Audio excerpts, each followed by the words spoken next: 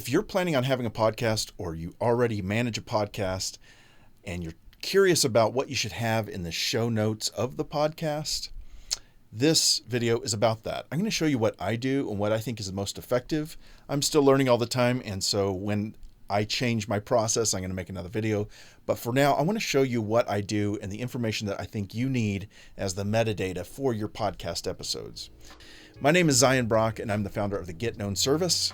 Basically, what we do is we help content creators, either bloggers, YouTube creators, or podcasters, just get known. And we do a lot of work on the back end with preparing their information, publishing their information, repurposing content from their podcast or YouTube videos so that they're constantly showing a presence and getting known. If you want to check out our online course on how we do all this and the process we use, or if you're interested in our service, click below and check out our website. If you'd like to have a consultation with me, I'm offering a 15-minute free consultation, and there's a link below and you can do that as well.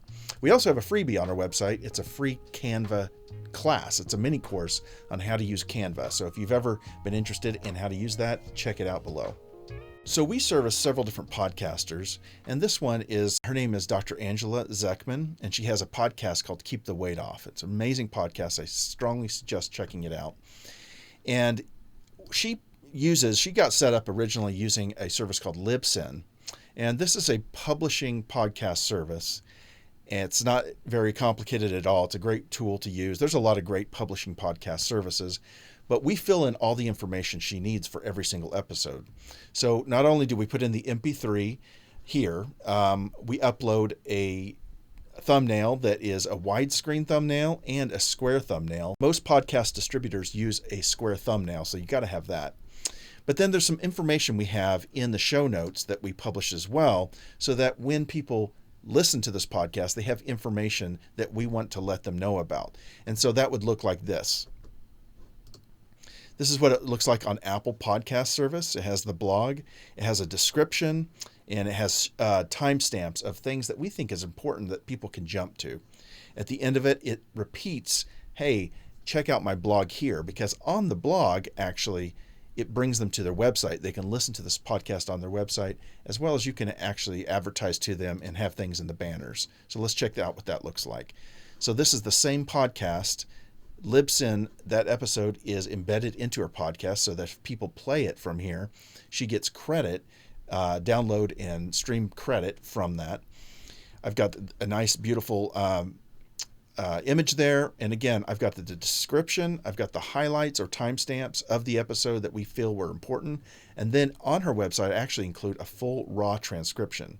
So her blog here, this blog that the episode podcast has been turned into a blog, is a little bit different than what we include in the show notes of Libsyn that go out to distributors like Spotify, Audible, Casts, iHeartRadio,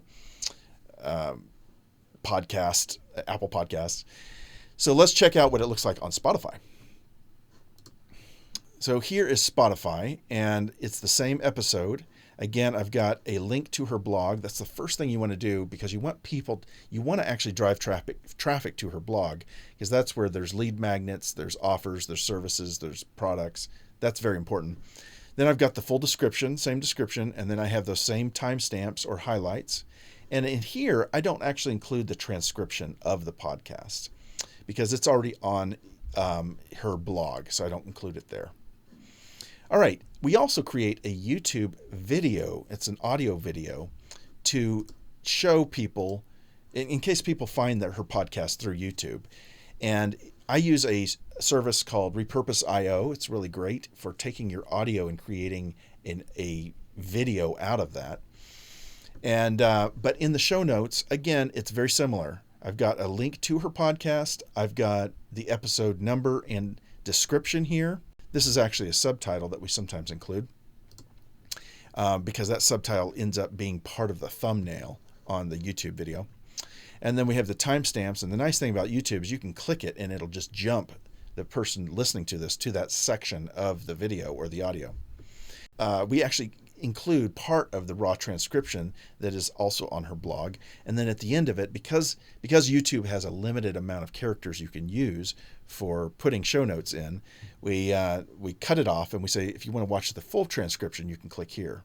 I also like to include, if there are sponsors for this video or this episode or this client, I like to include them there at the end on YouTube and on their blog.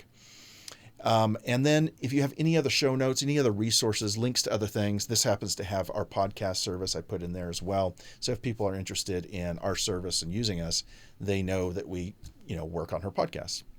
So that's kind of how we do it. I think that that's a really great formula. I have kind of modeled this after a lot of other podcasters, and it seems to work. So I just wanted to share that with you guys if you're getting into podcasting. Let me know if you have any questions. You can email me back or type a comment below. Please follow us on YouTube and like this video. That would be really appreciated. All right, signing off. I'll talk to you next week.